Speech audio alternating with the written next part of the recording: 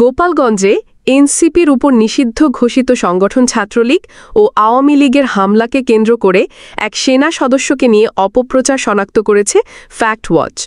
Fact ওয়াচের অনুসন্ধানে এ তথ্য উঠে এসেছে। ফ্যাক্ট ওয়াচ হল একটি স্বাধীন ফ্যাক্ট চেকিং সত্তা যা লিবারাল আর্টস বাংলাদেশ বিশ্ববিদ্যালয় অনুমোদিত এবং centre for critical and qualitative studies CQS দ্বারা পরিচালিত। ফ্যাক্ট ওয়াচের অনুসন্ধান টিম জানায়, ফেসবুকে বাংলাদেশ সেনাবাহিনীর পোশাক পরিহিত এক সেনা সদস্যের ছবি ও পোস্ট শেয়ার করে দাবি করা হচ্ছে তিনি গোপালগঞ্জের এই পরিস্থিতির পর চাকরি থেকে অব্যাহতি নিয়েছেন। ফ্যাক্ট ওয়াচের অনুসন্ধানে দেখা যায় দাবিটি সঠিক নয়। সম্প্রতি সামাজিক যোগাযোগ মাধ্যমে ভুয়া ভিডিও, খবর ও গুজব ছড়ানোর ঘটনা বৃদ্ধি পেয়েছে। এসব বিষয় নজরে এলে ফ্যাক্ট চেক করে সত্য তুলে ধরাসহ গুজব প্রতিরোধে কাজ করে যাচ্ছে ফ্যাক্ট ওয়াচ।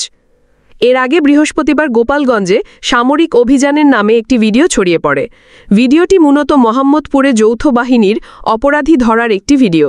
এটিকে বিভ্রান্তিকর এবং পুরনো বলে শনাক্ত করেছে প্রেস ইনস্টিটিউট বাংলাদেশের ফ্যাক্ট চেক ও media research team Bangla fact.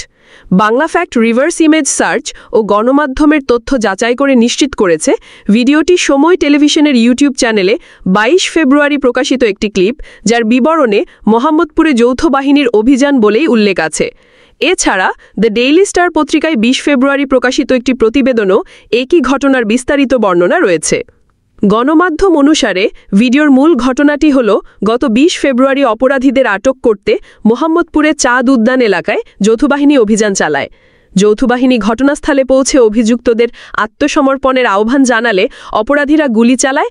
পরবর্তীতে যৌথবাহিনীও পাল্টা গুলি চালালে এতে 2 জন নিহত হয় এবং 5 জনকে আটক করা হয়।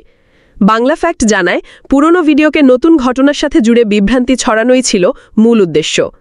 গতকাল 16 জুলাই গোপালগঞ্জ শহরের পৌর পার্ক এলাকায় জাতীয় নাগরিক পার্টি এনসিপির পদযাত্রা ও সমাবেশকে কেন্দ্র করে আওয়ামী লীগ ও নিষিদ্ধ ঘোষিত ছাত্রলীগের নেতাকর্মীরা হামলা চালায়। এরপর প্রশাসন গোপালগঞ্জে কারফিউ জারি করে।